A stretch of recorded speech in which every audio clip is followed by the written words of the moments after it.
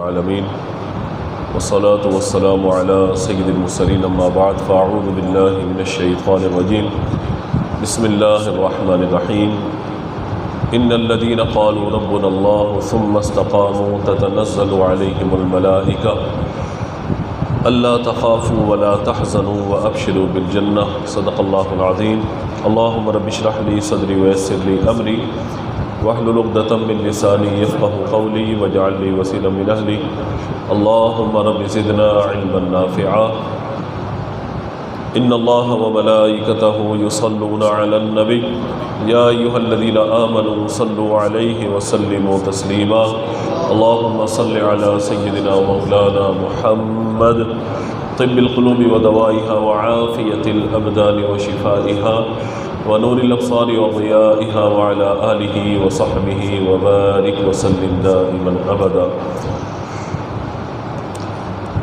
آج 27 اگست جمعۃ المبارک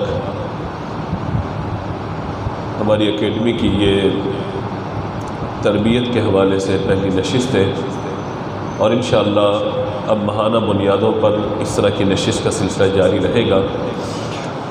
اس کے خد و خال کیا ہوں گے، طریقہ کار کیا ہوگا، وہ انشاءاللہ اگلی نشست کے حوالے سے آپ کو آگاہ کیا جائے گا۔ آج ایک ترغیبی بیان اس حوالے سے کہ ماشاءاللہ آپ تمام طلباء اور اساتذہ رات کے اوقات میں عشاء کی نماز کے بعد دن بھر کی مصروفیات سے فارغ ہو کر وقت نکال کر یہاں پر آتے ہیں۔ ظاہر ہے کہ مقصد ایک بہت بڑا یہ ہے کہ اللہ تبارک و تعالیٰ کے دین کو حاصل کیا جائے، باقاعدہ اساتذہ کے سامنے مختلف درجات میں بیٹھ کر مختلف اساتذہ سے کتابیں پڑھی جائیں اور علم کی فضیلت اور علماء کی جو فضیلت ہے اس فضیلت کو حاصل کر سکیں۔ کوئی بھی کام بندہ کرتا ہے تو سب سے پہلے اس کی نیت کا اعتبار ہوتا ہے۔ جب بندہ کسی کام کو کرنے کی نیت کرتا ہے، ارادہ کرتا ہے، تو اس کے پیچھے ایک بہت بڑا مقصد اس کا ہوتا ہے۔ منزل کی طرف جانے سے قبل ارادہ ہوتا ہے، ارادے کے بعد اس ارادے کی عملی تکمیل ہوتی ہے، یعنی اس پر کام شروع کیا جاتا ہے، اور پھر آہستہ آہستہ بتدریج بندہ اپنی منزل کی طرف بڑھتا چلا جاتا ہے۔ وہ لوگ کہ جو تسلسل کے ساتھ کوشش کرتے رہتے ہیں، چھوٹے چھوٹے قدم اٹھاتے رہتے ہیں، چلتے رہتے ہیں، آہستہ آہستہ بڑھتے رہتے ہیں، کبھی نہ کبھی وہ اپنی منزل پر پہنچ جاتے ہیں۔ اس کے برعکس لوگ کچھ دوسرے مزاج کے وہ ہوتے ہیں۔ دنیا میں بہت سارے لوگ ہیں، یعنی اربوں کھربوں لوگ ہیں کہ جو سوچتے ہیں کسی بھی حوالے سے، لیکن جو اپنی سوچ کو پختہ کرتے ہیں وہ پھر کروڑوں میں آ جاتے ہیں۔ سوچ بچار ہر ایک کی ہوتی ہے، لیکن اپنی سوچ کو پختہ کر لینا کہ اب مجھے اس کام کو کرنا ہے، یہ اس کام کی میں پلاننگ کر رہا ہوں، سوچ کی پختگی اور کسی کام کا ارادہ کر لینا، یہ عربوں سے نکل کے، عرب یہ عین سے نہیں ہے، الف والا عرب ہے یہ، یعنی اربوں کھربوں جو ہوتے ہیں ان سے نکل کے کروڑوں میں وہ لوگ ہیں کہ جو اپنی سوچ پر پختہ ہو جاتے ہیں کہ ہمیں اس کام کو کرنا ہے۔ اچھا، اب کرنا ہے، آئیڈیا دماغ میں آیا یا کوئی کام سوچا، ارادہ کیا، تو اب اس کو سوچنے کے بعد بس ختم ہو گیا معاملہ۔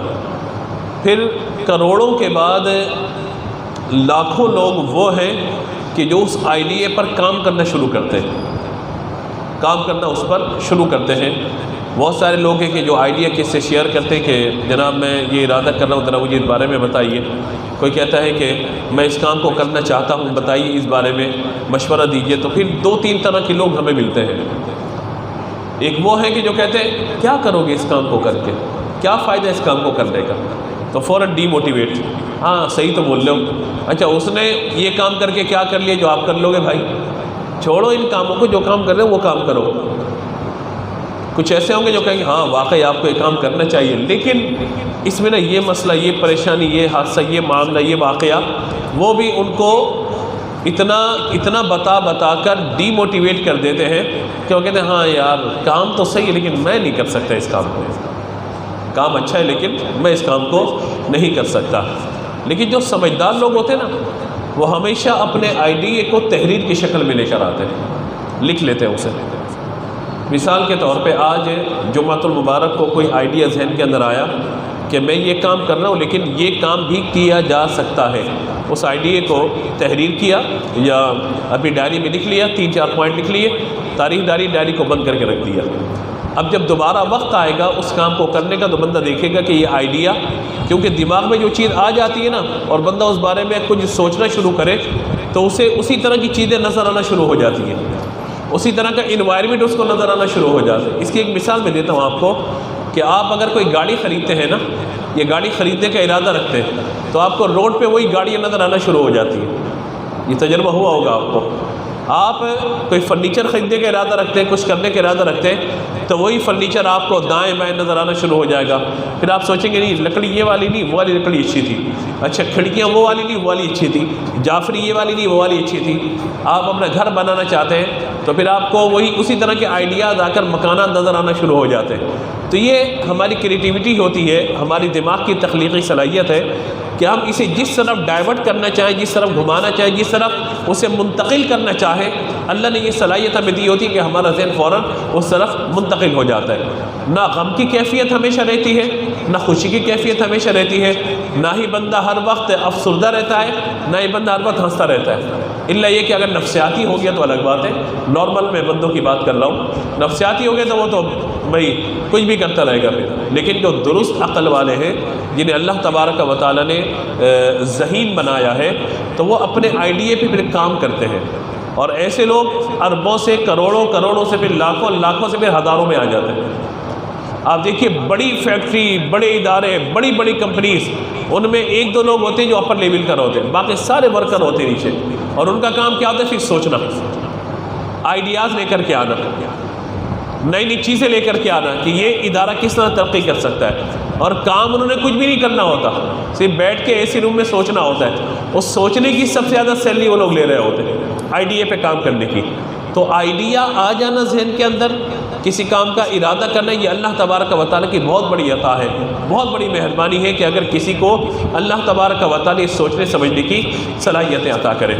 اچھا، پھر ہم لوگوں سے مشورہ کرتے ہیں تو کچھ لوگ ایسے ہوتے ہیں جو کہتے ہیں کہ بھائی مجھے تو اس فیلڈ کا تجربہ نہیں ہے، لیکن فلاں صاحب کے پاس چلے جائیں، انہیں اس فیلڈ کے حوالے سے بڑا تجربہ ہے، تو اگر رسائی آپ کی نہیں میں رابطہ کروا دیں تو آپ جائیں ان سے آئیڈیا شیئر کریں، امید ہے کوئی نہ کوئی راستہ نکل آئے گا۔ پھر ہم وہاں پہنچتے ہیں کہ جہاں پر ہمیں پہنچنا ہوتا ہے، ان سے آئیڈیا شیئر کرتے ہیں، وہاں سے مشورہ لیتے ہیں۔ اب اس کے بعد ہم نے فیصلہ کرنا ہوتا ہے کہ اس پر کام فوراً شروع کرنا ہے یا کام آہستہ میں شروع کرنا ہے، یا ابھی اس کام کو نہیں کرنا بلکہ سال بعد، 6 مہینے بعد، 2 سال بعد اس کام کو کرنا ہے۔ تو آپ کو جس طرح میں لے کے جانا چاہ رہا ہوں ذہنی سطح پر، وہ کیا ہے؟ اربوں خربوں لوگ سوچتے ہیں مگر ان کی سوچ پختہ نہیں ہوتی۔ دوسرا، وہ لوگ جو اپنی سوچ کو پختہ کر دیتے ہیں وہ پھر کروڑوں میں آ جاتے ہیں، اور کروڑوں میں سے وہ لوگ کہ جو اپنے آئیڈیا کو کسی سے شیئر کر لیتے ہیں، مشورہ کرتے ہیں، وہ لاکھوں میں آ جاتے ہیں۔ وہ لوگ کہ جو تحریری طور پر کسی بھی چیز کی پلاننگ کر لیتے ہیں، کیونکہ تحریر جب ہو جاتی ہے نا تو بندے کا ارادہ سمجھیے کہ سوچ فکر سے نکل کے پختہ ارادہ، اور ارادے کے بعد اس کی عملی تکمیل کی طرف جو پہلا قدم ہوتا ہے وہ لکھنا ہوتا ہے کہ میں اب اس آئیڈیا پہ کام کرنا شروع کر رہا ہوں۔ اور اس کے بعد کیا ہوتا ہے کہ جب مزید ہم آگے بڑھتے ہیں تو پھر ایسے لوگ ہمیں مل جاتے ہیں کہ جو ہمارے ساتھ یا تو مخلص ہوتے ہیں یا پھر ہماری ٹانگیں کھینچ کے ہمیں برباد کرنا چاہتے ہیں۔ پھر لباس خضر میں یہاں ہزاروں رہزن پھرتے ہیں، سینکڑوں رہزن پھرتے ہیں، اگر جینے کی تمنا ہے تو پہچان پیدا کر۔ پھر ہمیں دیکھنا ہے کہ یہ کام جو ہم کرنے جا رہے تھے، اس کام میں کون رکاوٹ ڈال رہا ہے، اور اس رکاوٹ کی وجہ سے مجھے کامیابی ملے گی یا ناکامی ملے گی، میں اپنے مقصد سے پیچھے تو نہیں ہٹ رہا۔ تو یوں ان سب چیزوں کو ہمیں دیکھنا ہوتا ہے، لیکن یہ سب چیزیں کب ہوتی ہیں کہ جب بندہ ایسے لوگوں کے ساتھ جڑا رہے کہ جو اسے مستقل مزاجی کا درس دیتے رہے کہ بیٹا یہ کام کر رہے ہو تو اس کو مستقل بنیادوں پہ آپ نے کرنا ہے، تھوڑا تھوڑا کیجئے لیکن مستقل بنیادوں پر کیجئے۔ اسی کو قرآن پاک میں استقامت سے تعبیر کیا گیا۔ استقامت کس چیز کا نام ہے؟ عمل پیہم، مسلسل کسی کام کو کرنا، مسلسل کسی کام کو کرنا۔ کہا جاتا ہے کہ جس طرح کھانا مستقل آپ کھاتے ہیں، پانی مستقل پیتے ہیں، کبھی حاجات آپ کی مستقل ہوتی ہیں، اسی طرح ہم اپنی عادات یا اپنے کام کو بھی مستقل بنیادوں پر کریں۔ اگر تو مستقل بنیادوں پر ہم نے کام کیا، جو بھی کرنے کا ارادہ ہے، تو یقین مانیے اللہ تبارک و تعالیٰ پھر راستے بھی بنا دیتا ہے، اسباب بھی بنا دیتا ہے، اور کامیابی بھی نظر آنا شروع ہو جاتی ہے۔ کسی بھی کام کا آغاز انتہائی مشکل ہوتا ہے۔ آپ جب دست نظامی کا آپ لوگوں نے ارادہ کیا ہوگا تو بہت سارے درس سن کے ہمارا، یا ماہ رمضان میں ترغیب سن کے کہ علم دین حاصل کریں، علم کے اتنے فضائل ہیں کہ اللہ تبارک و تعالیٰ کے فرشتے اس کے لیے دعائے مغفرت کرتے ہیں، فرشتے اپنے پر بچھا دیتے ہیں طالب علم کے لیے۔ طالب علم دین کسی قبرستان کے پاس سے گزر جائے، اللہ تبارک و تعالیٰ اس کے علم کے اکرام کی وجہ سے 40 دن تک قبروں سے عذاب کو اٹھا لیتا ہے۔ ایسی فضیلت ہے نا۔ اور قرآن پاک میں اللہ تعالیٰ نے فرمایا وَالَّذِينَ أُوتُوا الْعِلْمَ دَرَجَاتٌ، کہ علم والوں کے درجات بلند ہوتے ہیں۔ هَلْ يَسْتَوِي الَّذِينَ يَعْلَمُونَ وَالَّذِينَ لَا يَعْلَمُونَ، کہ جاننے والے اور نہ جاننے والے کبھی برابر بولیے نہیں ہو سکتے۔ یہ ساری باتیں قرآن پاک میں آئی ہیں، اور یہاں تک بیان فرما دیا گیا کہ اگر تم نہیں جانتے تو اہل علم سے سوال کر لو۔ اس کا مطلب کیا ہے کہ قرآن نے ہمیں ایک نتیجہ بتا دیا، فیصلہ کر کے بتا دیا۔ جیسے قرآن پاک میں مختلف مقامات پر مختلف جو ہے لوگوں کے بارے میں ذکر کیا گیا۔ حل یستوی الاعمی والبصیر، ایک فکر دی گئی، سوچنے کا انداز ہمیں دیا گیا کہ اعمی یعنی ایک نابینا ہے اور ایک دیکھنے والے، کیا دونوں برابر ہیں؟ حل یستوی الظلمات والنور، کیا اندھیرا اور روشنی برابر ہو گئے؟ اسی طرح بیان فرمایا گیا کہ لا یستوی اصحاب النار و اصحاب الجنہ، اصحاب النار و اصحاب الجنہ کیا برابر ہو گئے؟ یہ تو جس طرح یہ برابر نہیں ہو سکتے، اسی طرح ایک عالم اور غیر عالم کبھی برابر ہی نہیں ہو سکتے۔ لاکھ نعت خواہ ہو، اللہ نے اسے عروج دیا، مقام دیا، بلندی دی، لیکن جو ایک عالم ہے، بس یاد رکھیے گا کوئی بڑا سے بڑا عام شخص بھی اس عالم کے مقابلے کا کبھی بھی نہیں ہو سکتا۔ لیکن یہ تکبر کے طور پہ ہم نہ سوچیں، ہم یہ اللہ کے انعام کے طور پر سوچیں۔ یعنی کہ ہم عالم بن گئے تو تکبر ہمارے اندر آ جائے، سینہ چوڑا ہو جائے، کسی کو منہ نہ لگائیں، بات نہ کریں، نہیں۔ جتنا علم آتا چلا جاتا ہے اتنی عاجزی بڑھتی چلی جاتی ہے۔ علم اپنے ساتھ تکبر بھی لے کر آتا ہے، لیکن علم اپنے ساتھ پھر عاجزی بھی لے کر آتا ہے۔ اگر علم ہے تو پھر عاجزی ہونی چاہیے، طبیعت میں انکساری ہونی چاہیے، لوگوں کے ساتھ محبت کا برتاؤ اور رویہ ہونا چاہیے۔ یہ نہ ہو کہ ہم کسی سے ہاتھ ملاتے اپنے ہاتھوں کو کھینچ لیں کہ میں اس سے کہاں ہاتھ ملاؤں، اس سے کہاں سلام کروں، یہ میرے لیول کا تھوڑی، ہمیں یہ زیب نہیں دیتا۔ لیکن بہرحال اللہ تبارک و تعالیٰ اہل علم کے درجات کو بے انتہا بلند فرماتا ہے۔ یہ اللہ تبارک و تعالیٰ کا وعدہ بھی ہے، اور نبی مکرم علیہ الصلوۃ والسلام نے کثیر احادیث میں اس بات کو بیان بھی فرمایا۔ اب ہوتا کیا ہے کہ جب طلباء داخلہ لے لیتے ہیں اور داخلہ لینے کے بعد وہ پڑھنا شروع کرتے ہیں، تو ظاہر ہے کہ ابتداء صرف و نحو، عربی گرامر کی کتابیں، انہی میں شیطان پھر وسوسے ڈالنا شروع کر دیتا ہے، تو کر ہی نہیں سکتا۔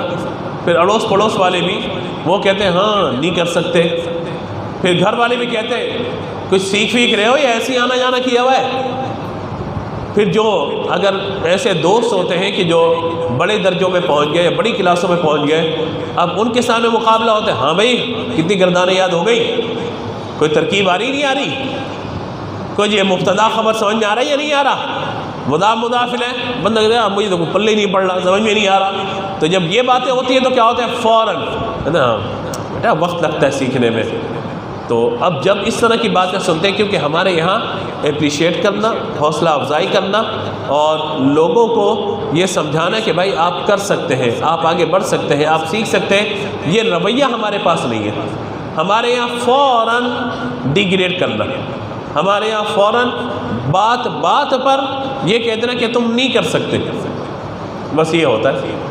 وہ ایک پڑھ رہا تھا، میں مطالعہ کرتے ہوئے بات سامنے آئی تھی کہ ایک کلاس میں استاد نے بچوں کو کوئی ٹاسک دیا، کوئی ٹارگٹ دیا کہ تم نے اس کام کو کرنا ہے، تو وہیں پر بچوں میں آپس میں ڈسکشن شروع ہو گئی کہ ہم یہ کام نہیں کر سکتے۔ کیا ڈسکس ہونا شروع ہوا؟ آواز سے بولیے، ہم یہ کام نہیں کر سکتے۔ ایک بچہ جو غیر حاضر تھا، جب وہ اگلے دن آیا استاد نے کہا یہ کام کرو، اسے فوراً کر دیا، باقی پوری کلاس نہیں کر سکی۔ وجہ کیا تھی؟ اسے کوئی یہ کہنے والا نہیں تھا کہ تم یہ کام نہیں کر سکتے۔ تو جب ہم یہ سنتے ہیں نا کہ بھائی یہ کام ہم نہیں کر سکتے، تو آدھا ہمارا مورال تو ویسے ڈاؤن ہو جاتا ہے، یہ ٹھیک ہے بھائی یہ کام نہیں کر سکتا میں۔ جب نہیں کر سکتے تو پھر ظاہر ہے کہ جب نہیں کر سکتے تو نہیں کریں بھائی۔ دوسرا یہ ہوتا ہے، یعنی استقامت کی راہ میں جو رکاوٹیں آتی ہیں اس حوالے سے میں بات کر رہا ہوں۔ پہلا تو یہ ہوتا ہے کہ ہماری دوستی، ہماری گیدرنگ ایسے لوگوں سے ہوتی ہے جنہوں نے خود بھی نہیں پڑھا اور وہ چاہتے ہیں کہ کوئی پڑھے بھی نہ، جو خود بھی علم دین سے دور ہے۔ کوئی اگر علم دین کی طرف جا رہا ہے تو اسے بھی علم دین سے دور کرنا چاہتے ہیں، تو وہ اس طرح کی باتیں، آؤ یار چلو چھوڑو کھانا کھانے چلتے، دعوت پہ چلتے ہیں۔ ایسے دوست جو ہیں وہ آپ کے ایمان کے بھی دشمن ہیں، آپ کی ترقی کے بھی دشمن ہیں، جو آپ کو تعلیم سے روکیں، جو آپ کو یہ کہیں کہ تم نہیں کر سکتے، چھوڑ دو۔ کھانا کھا سکتے ہیں، پانی پی سکتے ہیں، کپڑے پہن سکتے ہیں، نئے نئے ڈیزائن کپڑوں کے بنوا سکتے ہیں، نئے نئے اچھے اچھے کپڑے لے سکتے ہیں، اس میں کوئی رکاوٹ نہیں ہے۔ رکاوٹ کہاں پر ہے؟ اللہ کے دین کو سیکھنے میں، علم دین حاصل کرنے میں۔ تو ایسے جو دوست ہوتے ہیں نا، وہ اصل میں دوست نہیں ہے، وہ آپ کے دشمن ہیں۔ ایسوں سے اپنے آپ کو بالکل دور کر دیں کہ جو آپ کی پڑھائی کے وقت آپ کی راہ میں رکاوٹ بن جائے۔ ایسے دوستوں کی صحبت سے بالکل دور نکل جائے۔ حضرت علی رضی اللہ تعالیٰ عنہ کے دور میں ایک مسئلہ ہوا، مولانا نور رحمۃ اللہ تعالیٰ علیہ نے اس کو لکھا ہے۔ اسی سے ہم اپنے موضوع کی طرف آگے بڑھیں گے کہ ایک شخص کا بچہ چھت پہ چڑھ گیا۔ اس وقت چھت کی منڈیل نہیں ہوتی تھی، ہمارے یہاں نا وہ 4-5 فٹ کی دیوار بنا دیتے، وہ دیواریں پہلے نہیں ہوتی تھی۔ بچہ چھت پہ چلا گیا، چھوٹا بچہ۔ اب جب اس کو پکڑنے کے لیے آگے بڑھ رہے ہیں تو بچہ پیچھے جا رہا ہے۔ بچوں کا مزاج ہوتا ہے کہ آپ ان کی طرف بڑھیں تو کیا ہوتا ہے، وہ پیچھے کی طرف بھاگتے ہیں۔ یہ بچوں کا مزاج ہوتا ہے، آپ ان کی طرف جائیں گے وہ اور پیچھے ہونا شروع ہو جائیں گے۔ تو اب اس کے گھر میں سے ایک شخص امیر المومنین حضرت علی رضی اللہ تعالیٰ کے پاس پہنچا اور جانے کے بعد کہا کہ حضرت یہ مسئلہ ہے، بتائیے ہم اس کو کیسے حل کریں۔ اب حضرت علی رضی اللہ تعالیٰ عنہ کا انداز دیکھیے کہ امیر المومنین ہے اور مسئلہ کیا لے کر آ رہے ہیں آپ کے پاس۔ بچہ چھت پہ چڑھ گیا ہے، ہم اس کی طرف جا رہے ہیں تو وہ پیچھے کی طرف جا رہے ہیں۔ اب ہم بیٹھ گئے ہیں، بچہ بھی رک گیا، ہم آگے بڑھتے ہیں بچہ پیچھے ہونا شروع ہو جاتا ہے، ہم پیچھے ہوتے ہیں بچہ ہماری طرف آنا شروع ہو جاتا ہے۔ تو بتائیے ہم کیا کریں؟ اب پریشان ہیں، ایسا نہ ہو کہ بچہ گر گیا، خدا نہ خاصا نقصان ہو جائے، تکلیف پہنچ جائے اسے۔ تو حضرت علی رضی اللہ تعالیٰ عنہ نے فرمایا کہ اسی کا ہم عمر ایک بچہ چھت پہ لے جاؤ۔ جب وہ اپنے ہم جنس کو دیکھے گا، اپنے ہم عمر کو دیکھے گا، تو وہ بچہ اس کو اپنی طرف بلائے۔ تو کیا ہوگا، جیسے ہی وہ بلائے گا تو یہ بچہ اس بچے کی طرف آنا شروع ہو جائے گا۔ جیسے قریب آئے تو آپ دونوں بچوں کو چھت سے نیچے اتار لیجئے گا۔ کیا مطلب ہے؟ یہاں سے ایک نتیجہ نکلا عمر بھر کے لیے مجھے اور آپ کو سیکھنے کے لیے کہ جب بھی آپ کوئی کام کرنا چاہتے ہیں تو آپ انہی لوگوں کے ساتھ وہ کام کریں کہ جو آپ کے ہم پلہ ہم عصر اور آپ کے لیول کا کام کرنے والے ہوں۔ مطلب آپ علم حاصل کر رہے ہیں نا، تو جس درجے میں آپ بیٹھے ہوئے اسی درجے کے طلباء کے ساتھ آپ کا رابطہ مضبوط ہونا چاہیے۔ ہمارے یہاں کیا ہوتا ہے کہ ہم اپنے سے اوپر دیکھ رہے ہوتے ہیں۔ وہ لوگ دورہ حدیث میں پہنچ گئے، یہ لوگ اتنی بڑی بڑی کتابیں پڑھ رہے ہیں، ہمیں تو ایک چھوٹی سی گردان یاد نہیں ہو رہی۔ فعل فعل فعلو فعل، اسی کے اندر الجھ جاتے ہیں کہ فعلہ کب ہوگا، فعلا کب ہو جائے گا، فعلو کب ہو جائے گا، فعلت کب ہو جائے گا، ہے اسی کے اندر الجھے رہتے ہیں کہ تا ساکن کب ہوگا، تا مفتوح کب ہوگا، تا مقصور کب ہو جائے گا، ہے پھر یہ صیغے کہاں بنیں گے، پھر یہ اب پہلے فعلہ تھا اب ضربہ ہو گیا، یار یہ پتہ نہیں ہو کیا رہا ہے، یہ بس ہم یہی کرتے رہیں گے کیا؟ چلو جی پھر بسم اللہ الرحمن الرحیم، فر یفر فرن، گردان پڑی اور فرار ہونا شروع ہو گئے۔ یہ ہوتا ہے۔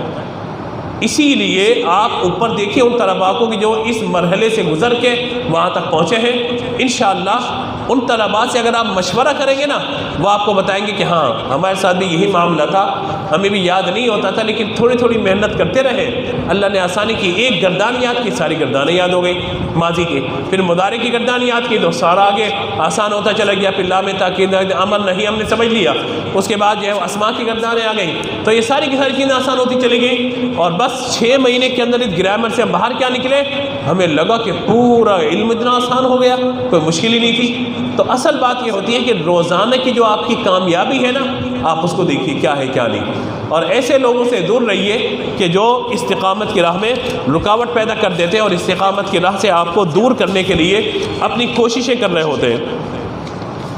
اس کے دو طریقے ہیں.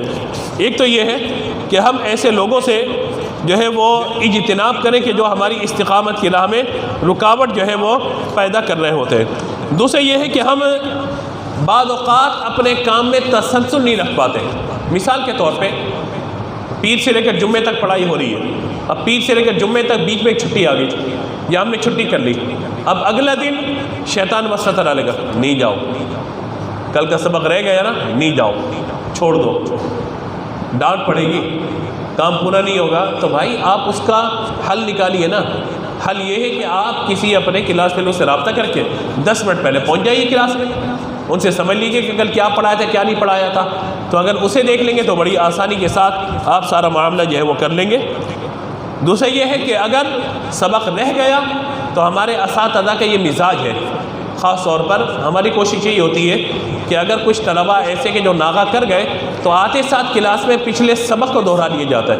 کیونکہ جب آپ صرف و نحو سے آگے نکلتے ہیں, بڑی کتابوں کی طرف جاتے ہیں, تو ایک سبق کا تسلسل دوسرے سبق کے ساتھ ہوتا ہے, چاہے وہ فقہ ہو, چاہے اصول فقہ ہو, یا منطق پڑھ لیں ہو, بلاغت پڑھ لیں ہو, فلسفہ پڑھ لیں ہو, کچھ بھی پڑھ لیں ہو, ایک کا تعلق دوسرے کے ساتھ ہوتا ہے سبق کے ساتھ. تو پچھلا سبق یہ, پھر اگلے سبق پہ آ جاتے ہیں.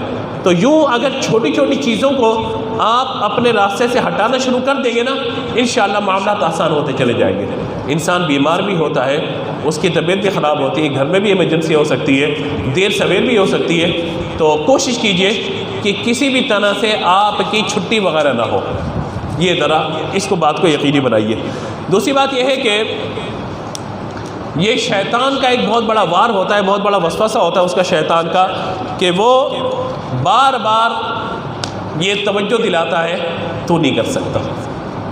کلاس میں سبق استاد یاد ہوگا, سبق استاد نے کہا چلو بھی سبق سناؤ جی, بسم اللہ الرحمن الرحیم, ضربا ضربا ضربا, اب بس یا ضربا ضربا ضربا ضربا ضربا, استاد نے کہا جی ضربا ضربا ضربا, بس وہ جی پہ ضربا پہ اٹک گیا. وہ اس کو سمجھ میں نہیں آ رہا کہ کیا کرنا ہے. تو اس کا مطلب ہے خود اعتمادی کی کمی ہے. اس کا طریقہ یہ ہوتا ہے کہ آپ جو بھی گردان سنانی ہے, یا نحو کا سبق سنانا ہے, یا منطق ہے, یا اصول فقہ کوئی سبق آپ نے سنانا ہے, یا کلاس میں عبارت آپ نے پڑھنی ہے, تو اس کا بہتر طریقہ یہ ہوتا ہے کہ آپ اپنی کلاس کا ایک واٹس ایپ گروپ بنا لیں, اس میں اپنی عبارت آپ پڑھ کے سنا دیں اپنی کلاس فیلوز کو, ان کو بتا دیں آج وہ یہ عبارت پڑھنی, اس کے اندر کوئی غلطی ہو تو بتا دیں. تو طریقہ کیا ہوگا کہ اگر کوئی غلطی ہے تو کوئی نہ کوئی آپ کا کلاس فیلو اس کی نشاندہی کر دے گا, اور اگر نشاندہی نہیں ہوتی, سب کا حال ہی ایسا ہے, تو کوئی مسئلہ نہیں, کلاس میں غلط پڑھیں گے استاد نشاندہی کر دے گا. کہ مضاف الیہ مرفوع یا منصوب نہیں ہوتا, بلکہ ہمیشہ بولیے مجرور ہوتا ہے مضاف الیہ, تو یہ استاد بتا دے گا, کوئی مشکل نہیں ہے اس میں. ایک دو دفعہ پریکٹس کریں گے, آنا شروع ہو جائے گا. جو طلباء کلاس میں بالکل پیچھے جا کے بیٹھتے ہیں اور وہ کلاس کی کسی بھی ایکٹیویٹی میں حصہ نہیں لیتے, نہ سبق سنانے میں, نہ تکرار کرنے میں, نہ ہی آگے بڑھ کر عبارت پڑھنے میں, یاد رکھیے گا وہ ہمیشہ ناکام رہتے ہیں. کلاس کے اندر تو ایسا ماحول ہونا چاہیے کہ آپ استاد کو سنائیں, استاد سے سمجھے سیکھیں, تو انشاءاللہ یہ سب چیزیں آپ کے لیے آسان ہونا شروع ہو جائے گی. اسی طرح سے بعض اوقات یوں بھی ہوتا ہے کہ سبق 1 یا 2 دن یاد نہیں ہوا, آپ مستقل رہیں, لیکن 1-2 دن سبق یاد نہیں ہوا تو اس پر پھر یہ بات ہوتی ہے کہ نہیں مجھے نہیں پڑھنا, یا میں نہیں پڑھ سکتا, چلو بھائی ٹھیک ہے اگلے سال دوبارہ اس درجے کو شروع سے پڑھوں گا, اس سال تو آرام کروں نا جا کے گھر پہ میں. تو بس شیطان کو آپ نے راضی کر دیا, شیطان کے وسوسے پر عمل کیا. حالانکہ شیطان آپ کو یہی وسوسہ دلا رہا ہے کہ تم اس سال نہیں پڑھو, اگلے سال شروع سے جوائن کرنا, اور اس سال آپ چھوڑ دو, اگلے سال مستقل پڑھ لینا, پورا سال پڑھنا ہمت کر کے. اب اگلا سال پھر کچھ چھٹیاں, پھر چلو اگلے سال پڑھوں گا. پھر تو بندہ پھر متخصص فی الاولیٰ ہو جاتا ہے, یعنی ہر سال درجہ اولیٰ ہی پڑھ رہا ہوتا ہے, اس کے آگے جا ہی نہیں پاتا. تو اپنے آپ کو اس بات کا عادی بنائیے کہ مستقل مزاجی سے آنا ہو. کلاس کی اپنی برکت ہوتی ہے, کلاس کی بولیے, استاد کے پڑھانے کی اپنی برکت. جب استاد پڑھاتا ہے, کتاب کھولتا ہے, کتاب کا فیض بھی ہوتا ہے, استاد کا پڑھانے کا سمجھانے کا انداز بھی ہوتا ہے, پھر وائٹ بورڈ کا استعمال ہو رہا ہوتا ہے, پھر آپس میں تکرار کر رہے ہوتے ہیں, تو کہیں نہ کہیں وہ چیز ذہن کے اندر راسخ ہو جاتی ہے.